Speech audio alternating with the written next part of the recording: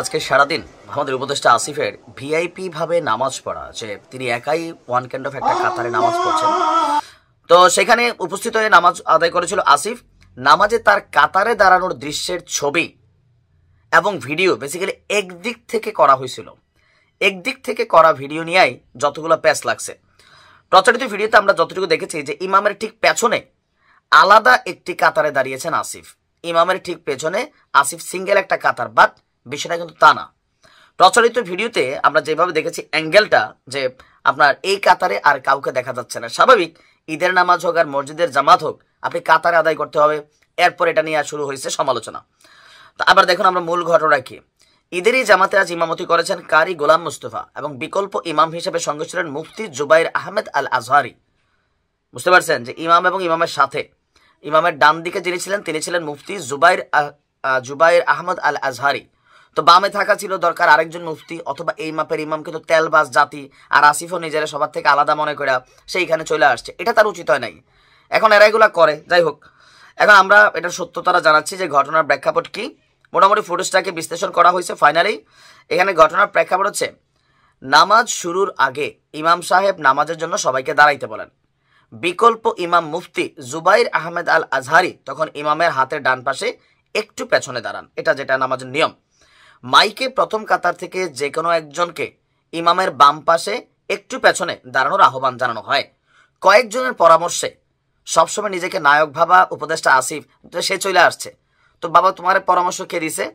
পরামর্শ দেখেন কে দিছে, যে আসিফ শুরুতে নাকি কাতারটাতে এসে দাঁড়ায়নি, ইমামের আহ্বানে পরবর্তীতে অন্যদের পরামর্শে সে দাঁড়ায়। বেসিক্যালি এই আসিফই আপনার ওই লাল গালিচা দিয়ে ড্রেন পরিষ্কার করতে গেছিল রিজওয়ানা, এই আসিফেরা এই মানে একটু ফ্রন্ট লাইনে আসতে চায়। তো এমনটি কেন করা হলো? আপনার যিনি উপদেষ্টা আসিফের সঙ্গে একই কাতারে দাঁড়িয়েছিলেন বিকল্প ইমাম, তিনি বলছেন যে ইমাম সাহেবের সঙ্গে বিকল্প ইমাম দাঁড়াবেন। এক পাশে দাঁড়ালে অন্য পাশ খালি থাকে, পেছনে জায়গা হচ্ছিল না বিধায় সামনে আরেকজনকে আসতে হয়। তখন প্রশাসক মহোদয় উপদেষ্টা মহোদয়কে সামনে আসার অনুরোধ করে উনি সামনে আসেন। এই প্রশাসকও তেলবাজ আর আসিফ পুরাটাই হচ্ছে তেলবাজি খাওয়া পছন্দ করে, বোঝা গেছে। জনতার সাথে মিশতে হবে বাবা, জনতার সাথে। তোমাদের বুঝতে হবে যে তুমি কার ছেলে ছিলা, তুমি চপ্পল পরা ঘুরছো, এখন তুমি উপদেষ্টা হয়েছো, তোমার উচিত রিক্সাওয়ালাদের কাতারে নামাজ পড়া, এটা প্রশংসনীয় হবে। আর তুমি সেরকম আলাদা যখন ভিআইপি ফিল হয়েও ওই যে ড্রেন উদ্বোধন করবে ডিএনসিসির, আমরা দেখলাম কি জানি খাল খনন, সেখানেও লাল গালিচা পাড়াইয়া যাও, এগুলো তোমরা কি বোঝো না? বোঝো না তো তা না। আমি বিভিন্ন সময় দেখেছি এই মানুষটির আচরণ, আমি অবাক হয়েছি। বিশেষ করে এই রমজানের এতেকাফে একজন রাজনীতিবিদ বসার মতো পরিবেশ পেয়েছে, এটা এই স্বাধীনতার ফসল। আজকে একই উপায়ে বাংলাদেশের সমগ্র জায়গায় অলিতে গলিতে প্রত্যেকটি জায়গায় আপনি দেখেন রাতের বেলা মিছিল হয়েছে, ঈদের মিছিল হয়েছে, আনন্দ মিছিল হয়েছে, র্যালি হয়েছে, সবগুলোতে দলমত নির্বিশেষে মানুষের উপস্থিতি। তার চেয়েও আনন্দের সংবাদ, ঈদের জামাতগুলোতে ভেদাভেদ নেই। জামাত, বিএনপি, চরমনাই, হেফাজত, আলেম, ওলামা যে যেখানে পেরেছে সেখানে নামাজ পড়েছে। গ্রামে গ্রামে গিয়েছে, মসজিদে গিয়েছে, বাড়িতে বাড়িতে, সবাই পাড়ায় মহল্লায় ঈদ উৎসব হয়েছে। তার চেয়েও আরো আনন্দের সংবাদ, ঢাকা থেকে এবার ঈদে আসতে সবচাইতে কম সংখ্যক মানুষকে হয়তো আমাদের হারাতে হয়েছে। আমরা চাই 0% মানুষ মারা যাক, কোনো মানুষ না মারা যাক, আমরা একেবারে শান্তভাবে চাই। কিন্তু আমাদের দেশের রোড, আমাদের দেশের গাড়ি চালক, আমাদের দেশের মানুষের কালচারের কারণে অনেক সময় সব আপনি পারবেন না। তারপরেও আল্লাহ পাক আমাদেরকে অনেক বড় নেয়ামত দিয়েছে। এবছর কম সংখ্যক মানুষ ওই অর্থে বড় ধরনের বিপদে পড়েছে। তারপরেও যারা ইতিমধ্যেই রাস্তাঘাটে শহীদ হয়েছে, মৃত্যুবরণ করেছে, সবচেয়ে একটি পরিবারকে বলতেই হয়, সেটা হচ্ছে মঠবাড়িয়ার অঞ্চলে রাস্তায় একটি অ্যাক্সিডেন্ট ঘটেছে। এক মায়ের 4টি সন্তানের মধ্যে একজন গত বছর মারা গিয়েছেন রমজানে, আর এইবার আবার 3 জন বাসে গাড়ির নিচে চাপা পড়ে হুন্ডায় 3 ভাই অ্যাক্সিডেন্ট করেছে। কি মানে মর্মান্তিক ঘটনা, কিন্তু কিছুই আমাদের হাতে নাই। এই বেপরোয়া গাড়ি, এই বেপরোয়া ড্রাইভারদের কারণে আজকের এরকম মৃত্যুর কোলে ঢলে পড়তে হয়েছে। আমি এই পরিবারটির জন্য আপনাদের কাছে দোয়া চাই, দেশবাসীর কাছে দোয়া চাই। আল্লাহ তাকে জান্নাতুল ফেরদাউস নসিব করুক এবং তার মাকে, আমি জানি না মা বেঁচে থাকবে কিভাবে, 4 সন্তানের 4 সন্তানই হারিয়ে গিয়েছে, এই মাকে দুনিয়ায় হেফাজত করুক।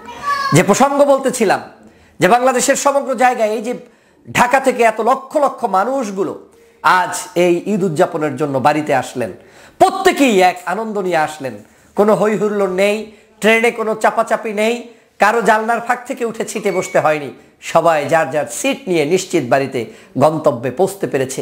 এটাই ছিল এবছরের সবচেয়ে মজার ঈদের আনন্দ।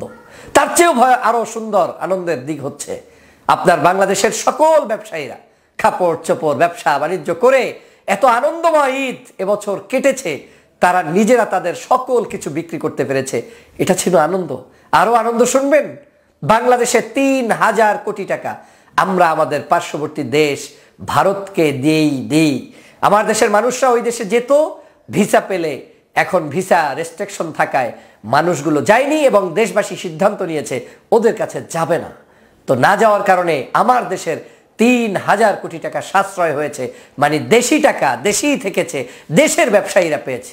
আর কি মজার কথা শুনবেন, রমজান মাস নিরবচ্ছিন্ন বিদ্যুৎ, রমজান মাস খাদ্যের বড় ধরনের কোনো অঘটন ঘটেনি। যেমন দ্রব্যমূল্যের ঊর্ধ্বগতি হতে গিয়ে আপনি পেঁয়াজও খেতে পারবেন না, আলুর চপ খেতে পারবেন না, এমন ঘটনা রমজানে ঘটেনি।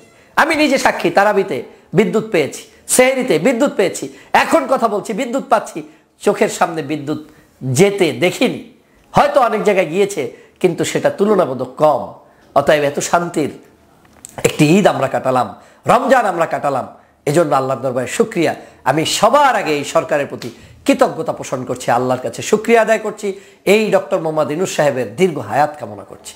কি দৃষ্টান্তমূলক বক্তব্য ডক্টর মোহাম্মদ ইউনূস দিলেন, কি ভাষা, কি মাধুর্যতা, কত সুন্দর করে ঈদগাহে দাঁড়িয়ে ডক্টর মোহাম্মদ ইউনূসের মতো একজন মানুষ, এই বয়োজ্যেষ্ঠ মানুষটি আপনাকে আমাকে কাউকে ভুলে না গিয়ে এত সুন্দরভাবে অ্যাড্রেস করে সমগ্র জাতিকে ঐক্যবদ্ধ করলেন। বক্তব্যের মধ্যে ঈদকে কেন্দ্র করে মনে হচ্ছে যেন তিনি প্রত্যেকটি মানুষের হৃদয়ের ভিতরে ঢুকে ঢুকে ঢুকে ঢুকে আপনাকে ঈদ মোবারক জানিয়ে দিচ্ছে। শিশু থেকে শুরু করে বয়স্ক বৃদ্ধ মানুষটি পর্যন্ত ডক্টর মোহাম্মদ ইউনূসের কাছে আজকের আবেগ আপ্লুত হয়েছে, তার ভালোবাসায় মুগ্ধ হয়েছে, তাকে হৃদয়ে স্থান করে দিয়েছে। এর চাইতে আবেগের ঈদ আর কিছুই হতে পারে না, এর চাইতে আবেগের আর কিছুই হতে পারে না। যে ঈদে দেশনেত্রী বেগম খালেদা জিয়ার মতো মানুষ এত স্বাচ্ছন্দ্যে তার পরিবারের পাশে দাঁড়িয়ে ঈদ করছে, এর চাইতে আনন্দের ঈদ আর কিছুই হতে পারে না। যে ঈদে জামাতের আমির ডাক্তার শফিকুর রহমান তিনি এতেকাফে বসে 10 দিন শেষ করে উন্মুক্তভাবে মানুষদেরকে নিয়ে ঈদ করেছে, এর চেয়ে আনন্দের ঈদ কিছুই হতে পারে না। আমরা সমগ্র রাত চাঁদ রাতের মিছিল করেছি, আবার আজকের সেই পুরানো কালচারে গিয়ে নতুন ভাবে ঢাকা শহরে র্যালি করেছি, এর চেয়ে আনন্দের দিন আর কিছুই হতে পারে না। যে আনন্দের দিনে বিএনপি, জামাত, হেফাজত, চরমনাই সবাই মিলে ঐক্যবদ্ধভাবে একটি দিন কাটিয়েছি, এর চেয়ে আনন্দের আর দিন হতে পারে না। যে আমরা একজন ফ্যাসিস্টকে জেলের এখান থেকে মানে কি বলে বাংলাদেশ থেকে তাড়িয়ে দিয়ে তারপরে বাংলাদেশে ঈদ করতে পেরেছি, সেই শেখ হাসিনা মুক্ত একটি স্বাধীন বাংলাদেশে ঈদ করতে